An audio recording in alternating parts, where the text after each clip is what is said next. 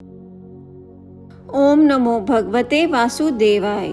संपूर्ण गरुड़ पुराण 5वां अध्याय।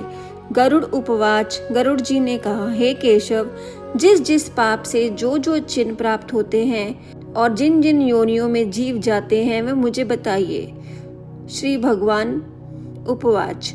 श्री भगवान ने कहा, नरक से आए हुए पापी जिन पापों के द्वारा जिन योनि में आते हैं और जिस पाप से जो चिन्ह होता है वह मुझसे सुनो। ब्रह्म हत्यारा श्रेय रोगी होता है, गाय की हत्या करने वाला मूर्ख और कुबड़ा होता है, कन्या की हत्या करने वाला कोढ़ी होता है और यह 3 पापी चंडाल योनि प्राप्त करते हैं। स्त्री की हत्या करने वाला तथा गर्भपात करने वाला पुलिंद भील होकर रोगी होता है। पर स्त्री गमन करने वाला नपुंसक और पत्नी के साथ अभिचार करने वाला चर्म रोगी होता है। मांस का भोजन करने वाला अंग अत्यंत लाल होता है। मग पीने वाले के दांत काले होते हैं। लाल चवश अभक्ष्य भक्षण करने वाले ब्राह्मण को मोहदर रोग होता है। जो दूसरे को दिए बिना मिष्ठान खाता है उसके गले में गंडमाला रोग होता है। श्राद्ध में अपवित्र अन्न देने वाला श्वेत कुष्ठी होता है। गर्व से गुरु का अपमान करने वाला मनुष्य मिर्गी का रोगी होता है। वेद शास्त्र की निंदा करने वाला निश्चित ही पंडु रोगी होता है। झूठी गवाही देने वाला गूंगा, पंक्ति भेद करने वाला काना, विवाह में विघ्न करने वाला व्यक्ति, ओष्ठ रहित और पुस्तक चुराने वाला जम्माद होता है। गाय और ब्राह्मण को पैर से मारने वाला लुल्ला लंगड़ा होता है। झूठ बोलने वाला हकलाकर बोलता है तथा झूठी बात सुनने वाला बहरा होता है। विष देने वाला मूर्ख और उमंत पागल तथा आग लगाने वाला खलवाट गंजा होता है। पल मांस बेचने वाला अभंगा और दूसरे का मांस खाने वाला रोगी होता है।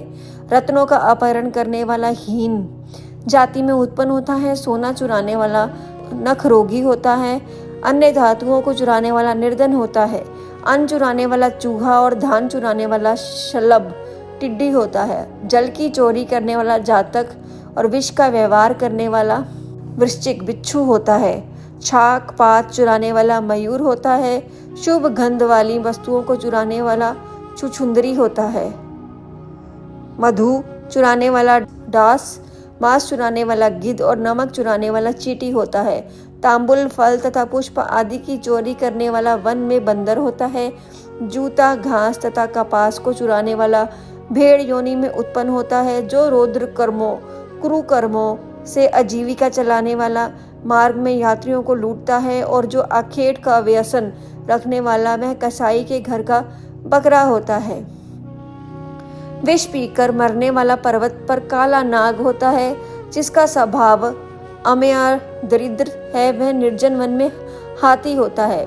बलि वैश्व देव न करने वाले तथा सब कुछ खा लेने वाले द्विज, ब्राह्मण, क्षत्रिय, वैश्य और बिना परीक्षण किए भोजन कर लेने वाले व्यक्ति निर्जन मन में व्याघ्र, जो ब्राह्मण गायत्री का स्मरण नहीं करता और जो संध्या उपासना नहीं करता, जिसका अंत स्वरूप दूषित तथा ब्रह्म स्वरूप साधु की तरह प्रतीत होता है, वह ब्राह्मण बगुला होता है। जिनको यज्ञ नहीं करना चाहिए उनके यहाँ यज्ञ कराने वाला ब्राह्मण गांव का सुअर होता है। क्षमता से अधिक यज्ञ कराने वाला गर्दभ तथा बिना आमंत्रण के भोजन करने वाला कौवा होता है। जो सत्पात्र शिक्षा को विद्या नहीं प्रदान करता, वह ब्राह्मण बैल होता है। गुरु की सेवा न करने वाला शिष्य बैल और गधा होता है। गुरु के प्रति अपमान के तात्पर्य से हूँ या तू शब्दों का उच्चारण करने वाला और वाद विवादों में ब्राह्मण को पराजित करने वाला जल विहीन अरण्य में ब्रह्म राक्षस होता है। प्रतीक्षा करके द्विज को दान न देने वाला सियार होता है। सत्पुरुषों का अनादर करने वाला व्यक्ति अग्निमुख सियार होता है। मित्र से द्रोह करने वाला पर्वत का गिद्ध होता है और क्रय में धोखा देने वाला उल्लू होता है।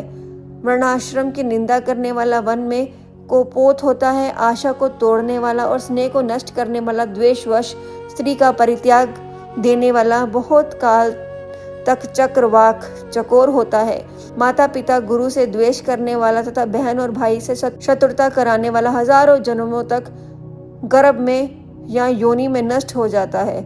सास ससुर को अपशब्द कहने वाली स्त्री तथा नित्य कलह करने वाली स्त्री जो लोका अर्थात जल जोक होती है और पति की बरसरना करने वाली नारी जूं होती है।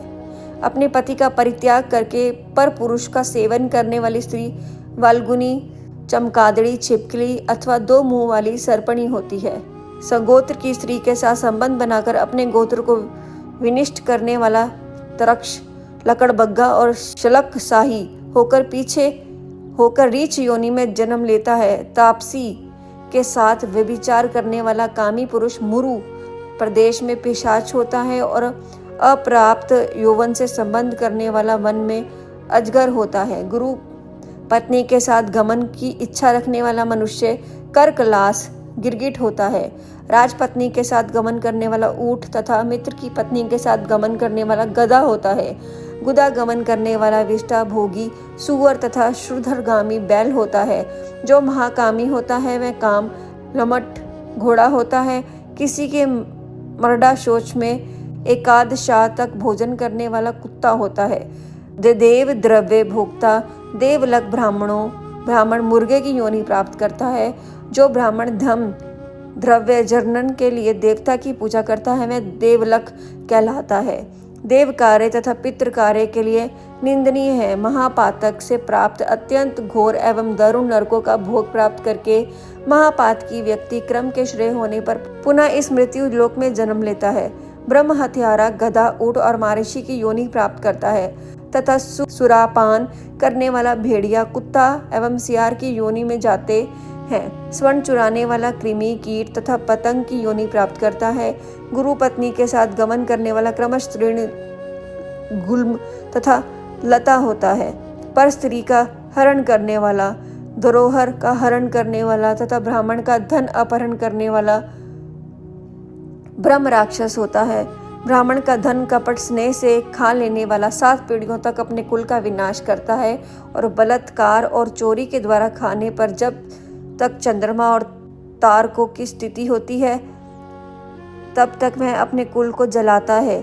लोहे और पत्थरों के चूर्ण तथा विष को व्यक्ति पचा सकता है, पर तीनों लोकों में ऐसा कौन व्यक्ति है जो ब्राह्मण के धन को पचा सकता है। ब्राह्मण के धन से पोषित की गई सेना तथा वाहन युद्ध काल में बालू से बने सेतु बांध के समान नष्ट भ्रष्ट हो जाते हैं।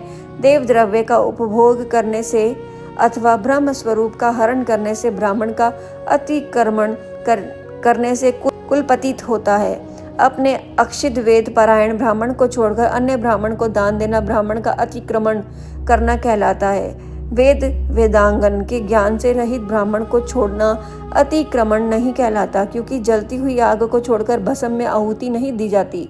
हे ताश्य, ब्राह्मण का अतिक्रमण करने वाला व्यक्ति नरकों को भोग कर क्रमश दरिद्र होता है। मैं कभी दाता नहीं बन सकता, अपितु याचक ही रहता है।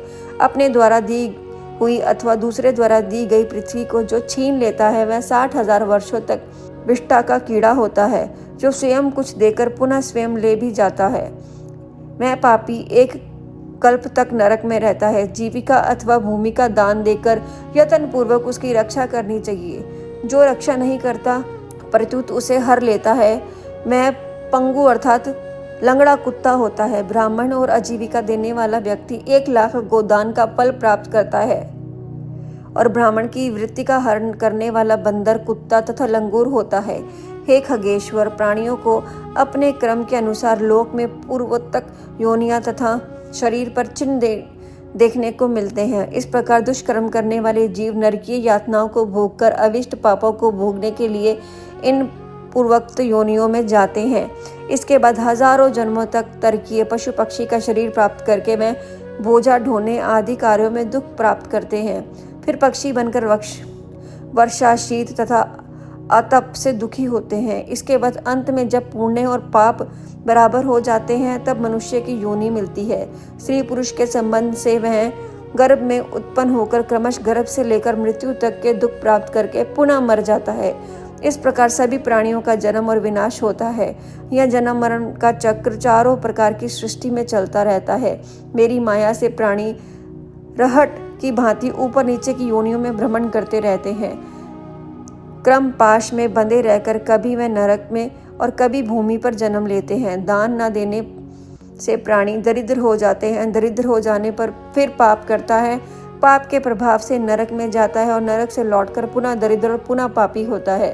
प्राणी के द्वारा किए गए शुभ और अशुभ कर्मों का फल भोग उसे अवश्य ही भोगना पड़ता है, क्योंकि सैकड़ों कल्पों के बीत जाने पर भी बिना भोग के कर्म फल का नाश नहीं होता।